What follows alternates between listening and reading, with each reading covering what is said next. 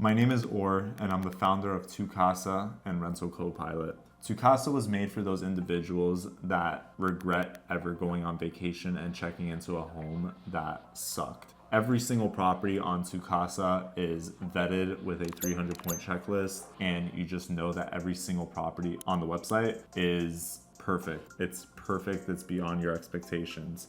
There's nothing worse than using your time and your money to check into a villa that sucks. There's nothing worse than that. For like normal individual, imagine you ask for days off to go on vacation and then your absolutely sucks because it's ruined by where you stay. You wouldn't sleep somewhere that sucks, so why would it ever be online? And you wouldn't know because you're just looking and the picture probably looks good, so you just check in and next thing you know it absolutely sucks. So that's exactly why Tucasa was built. Every single property has a 300-point checklist that it has to pass, and every single property is completely vetted by the management company or by the owner, and every single property has some sort of like amenities or something like that makes it worthwhile. So that's exactly why Tucasa was built, because the clients that I deal with now are high net worth individuals and whatever, billionaires, millionaires, you name it. I probably hosted it. Celebrities too, doesn't matter. I've hosted many people in the past, and I've had many reservations go bad because of these specific homes that I would deal with. And Rental Copilot was created for those individuals that want to get into the space of hospitality and luxury hospitality, to be specific. It's not like Airbnb arbitrage. It is called villa management. Airbnb arbitrage, on one side, you have to put money down to actually get into the lease in order to rent it out. You have to furnish the property. You have to come up with your own pricing and all these different type of stuff. And you're actually obligated to pay a monthly amount per month, whether you make or don't make money that month. Villa management is basically just partnering up with the homeowner. You come to an agreement on percentage splits, and you run the home just like an Airbnb arbitrage would, but you don't have to furnish it and you don't have to pay anything monthly if you don't make anything. It's a different caliber of homes requiring the same work, but at the end of the day, you make more money. But it didn't all start like this.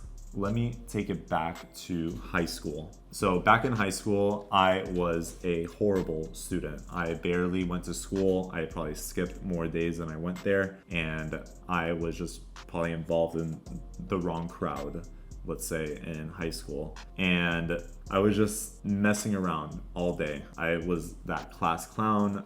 I wasn't serious about school at all. I didn't know what I wanted to do in life. All I just knew that I'm gonna make it somehow. I don't know how, but I'm gonna do something that is going to blow people's minds. And I've always been in love with helping people or making people smile or something like that. That's exactly why I became the class clown. I just got addicted with making people smile pretty much.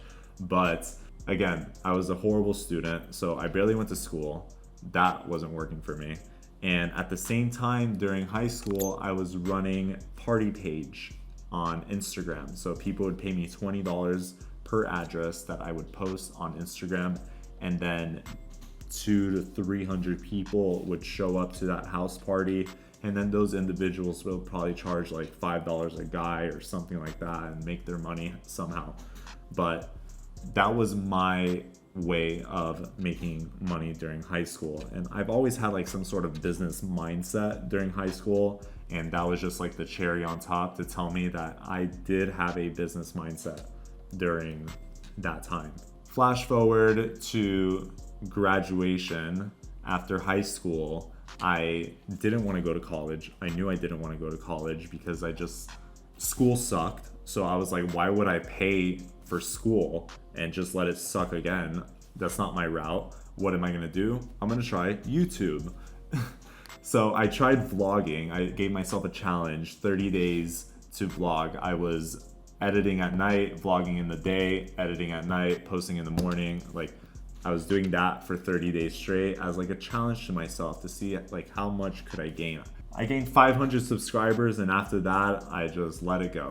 I don't know. It was just like, it was so tiring because there was no like niche. It was just like whatever I could come up with that day, that's what I'm gonna do.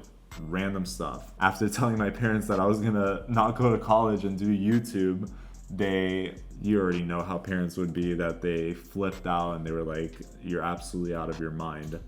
So I was pretty good. I was doing YouTube, I was doing this party page, and I was chilling. I was probably like the cool kid at that point.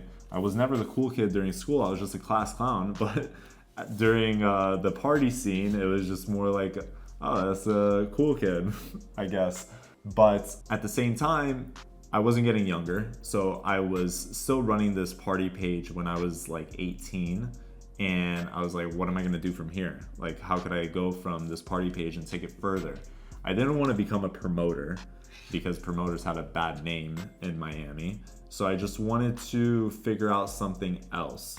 And I was introduced to a social media friend, and he introduced me to the idea of a theme page, which is basically like a meme page. And my theme page was memes. I would find memes on Twitter and bring them over to Instagram and post them as a meme and get views. I was posting like 4 to 5 times a day. And I was enjoying it because it was easy. The page was growing. I could charge for ads and stuff. So I was making like some money.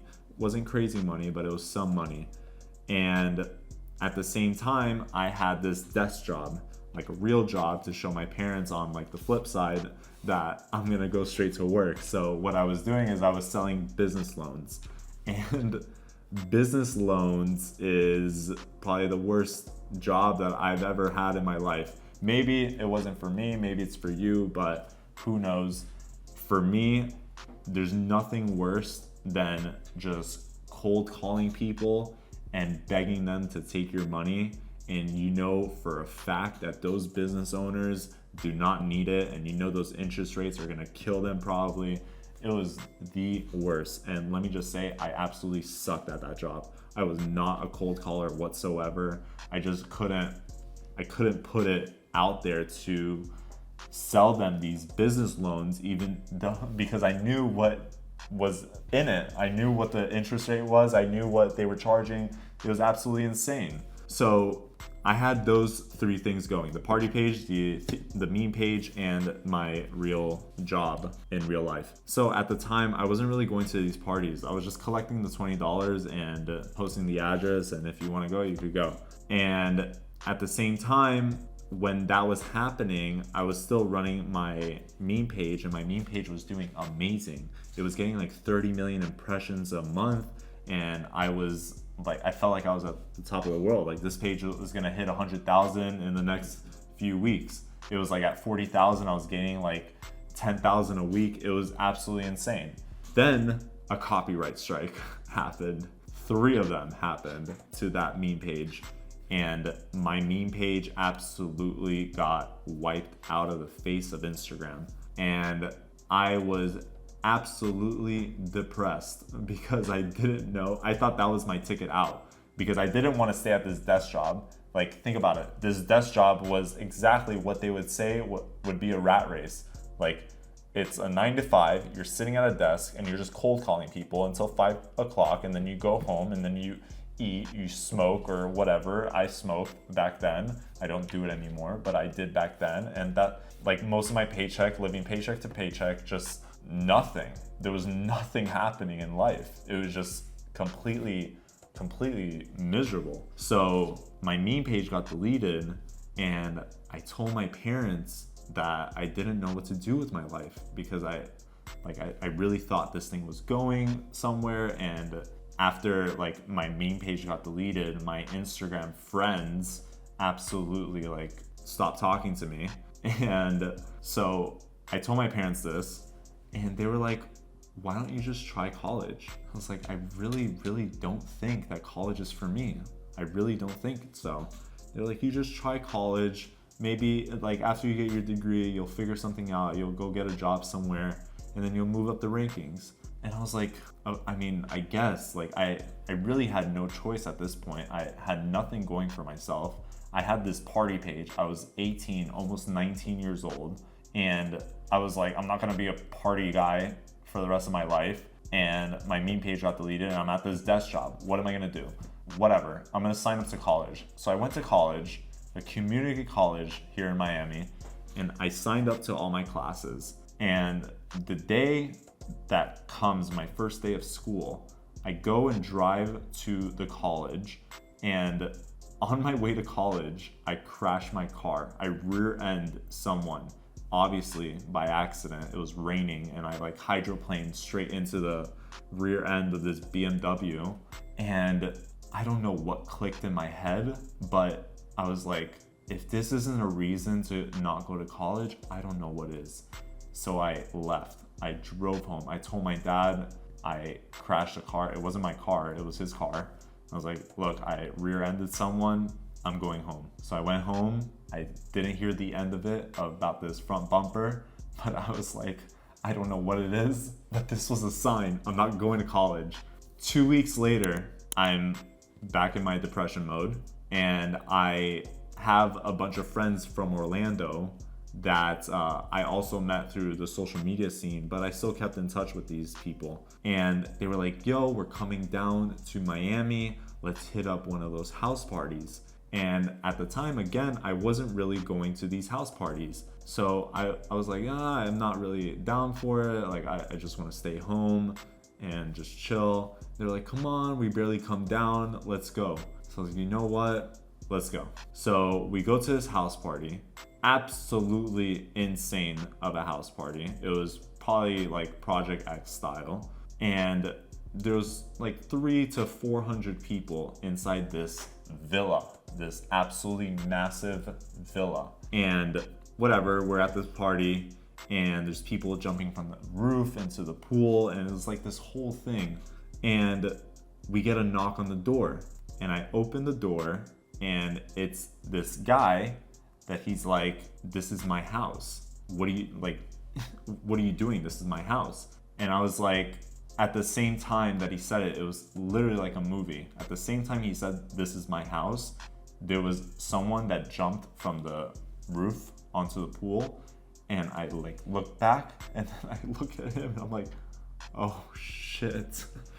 And I basically got everyone out of the house pretty much like as coordinated as possible. And let's say within 30 minutes to 1 hour, all these people were out.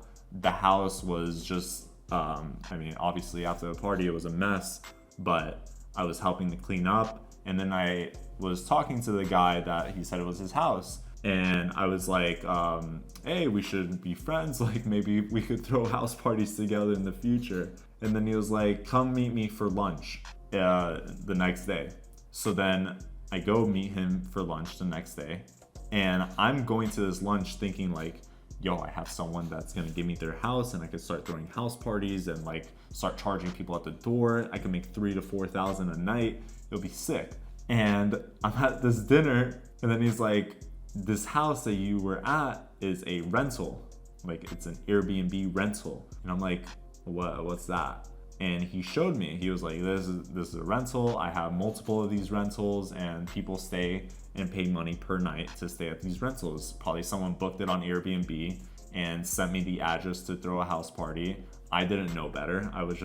I get an address and I post it. And so he told me that it was an Airbnb. And I was like, oh, really? Like, that's kind of cool. And we just spent the day together. Like, we drove around, we drove to different spots, and he was like, yeah, this is my house, that's my house, that's my house. And I was like, that's pretty sick. And they were like villas, ginormous homes. And he was like, come with me to a check-in.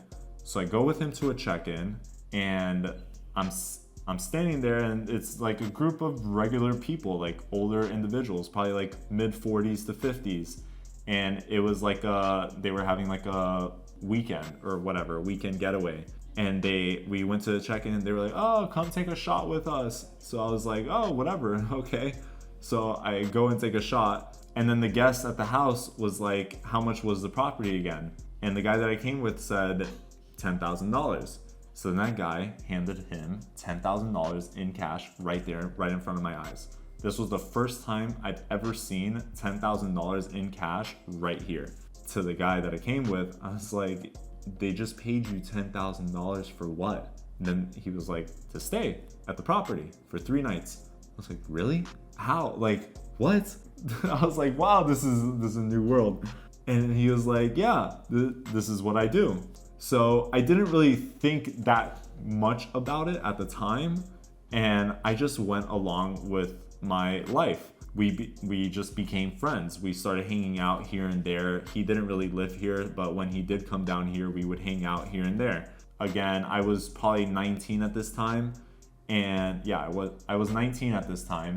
And I was still at my desk job. It was almost 2.5 years I was at this desk job, completely miserable. And it was one random morning that I woke up before my alarm clock, and he sends me a text and he's like, what's up? And it wasn't like an abnormal text because we hang out all the time. So he was just probably keeping in touch. And I was like, oh, I'm waking up for my miserable job. I hate my life right now. And then he was like, oh, what do you do? And then I told him I sell business loans. And he was like, oh, yikes. And I was like, yeah, that's the worst. Then he was like, well, why haven't you ever asked to work with me? And I was like, well, you never offered me anything. He was like, well, meet me tonight at this villa and I'll show you what a property manager does. And he was like, would you be open to a property management position? I was like, I have no idea what a property manager even means, but I'm down just to get out of wherever I'm at right here. And keep in mind, this was 2 weeks after I crashed the car on the way to college. So I'm sitting at this desk job with like a mindset of like, this is my last day. This is my last day here. I'm out of here. I'm never gonna see this desk or this phone ever again. And I'm leaving the office here and there throughout the day, talking to his COO at the time. And I'm like, he's like sending me documents. I'm like using the company that I worked at. I used their printer to print out these job application forms. And I'm filling out these job application forms, like super happy. And then night comes and I go to this villa. This was like a $15 million villa. And I was absolutely like in shock because at the same time he had like a checkout of like a Telemundo or something like that. And they were like picking up their camera gear and leaving the property. And he was showing me around the property, telling me what a property manager would do. And I'm looking around the property and he's like, oh, you would check this, you would check that. You would check the bed, pillows, you would check the blinds, all these different type of stuff. And then throughout the tour, I'm like, well, shouldn't I check this and this and that? Then he was like, yeah, you know what? Maybe you should. And I was like giving him suggestions on like what I should check. And at the end of the night, it was like midnight and he wasn't giving me an answer of if I'm gonna have this job or not. And at the end of the night, I was like, okay, well, I guess I'm gonna have to go back home to sleep so I could wake up for my job tomorrow. And he was like, I think it's safe to say that you could quit your job. And I was like, after that moment, yes. So I left that job. I literally texted my then boss at the time and I was like, I'm out. And he was like, good luck. And ever since that, it was history. So I was running the property management for the properties and I was doing bookings at the same time. And then I started into portfolio management. So I was managing probably every aspect of the company. I was managing the agents and I was managing the property managers. Then an operations manager came in and he was managing the property managers, but I was managing him that was managing the property managers. Basically, I moved up as a property manager and then I went into portfolio management and then I went into marketing manager, and I basically touched every single aspect of this company. When I started with the company, it was doing probably 2.5 million back in 2019, and flash forward, it was probably doing maybe close to 15 million in 2025. I don't know. But flash forward, in August of 2025, I left the company. You know when they say that if you don't feel like you're valued somewhere, then go somewhere else? I basically, whether he wants to hear or not, I basically took the company and put like my touch on it. I changed the branding. I changed everything with the branding. I met so many people. I was talking about this company as if it was my own. And then the time came back in August, I asked if I'm able to get equity in the company because I was like, I'm not getting younger. I grew this company just with you, just like you. And I talk about this company just like you do. And you don't see the value in it. I was like, I just want some sort of equity. It could be like 2%, and then we gain a percent every year that I stay, or something like that. Anything. And I was completely open. And then he just said, no equity. In fact, I'm letting you go. And at that time, at that moment, I was like, whoa, like, is this another sign? Like, I have here on my wrist, everything happens for a reason. And because of that car accident back in my college, I had this mindset of everything happens for a reason. So when he said no, I would have fought for, like, what do you mean no? Like, let's work something out or something like that. But he said no, and I was like, you know what? Okay.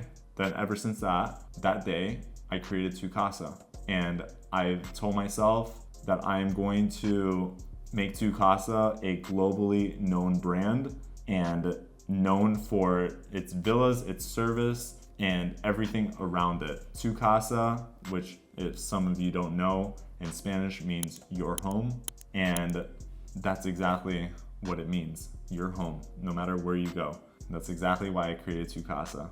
Since I moved, I took pretty much all my skills, all my networking connections, every single one.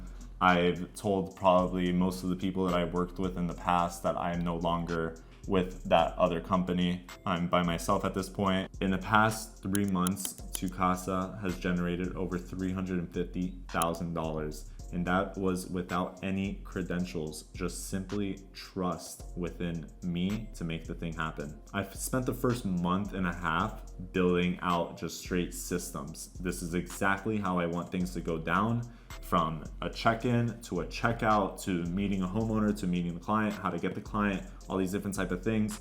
I spent a long time building out just straight systems. And after that, I realized that I have something valuable. I have something that could be duplicated, probably franchised to different areas around the world. And with that comes the birth of Rental Copilot. I've noticed that many people in the info world, and especially in like the Airbnb info world, are focused on either arbitrage or just smaller homes, like talking about $100 to $300 to $500, maybe $800 a night homes. And it's just shocking to me that they're focused on such a small number when there's huge numbers out there all around the world. Rental Copilot was built for those individuals that either want to start in luxury hospitality, want to start in Airbnb without any money up front, or just simply want to grow their portfolio into higher end properties and making more money per night. My mission with Rental Copilot is to bring my elite system to small teams or new operators. I've done probably 24 bookings in the past 3 months. And with that being said, I'm just living proof that this concept works. You're able to make something out of nothing. I didn't put any money out of pocket. It was simply just managing people's homes. I manage 5 homes right now, and I was able to pull those numbers with those 5 properties. Never in a million years would 18-year-old me ever think that I am where I am right now because of this. Literally because of this. And I want to take this information that I have and show it to the rest of the world, because I also want to grow myself, also growing other people. I want to help people help me help them, if that makes sense. So with that, I am going to start posting on YouTube my story, and I just want to start pushing out the content to the rest of the world so they understand that I'm just a normal individual like you are, and I am able to make something out of nothing, and so can you.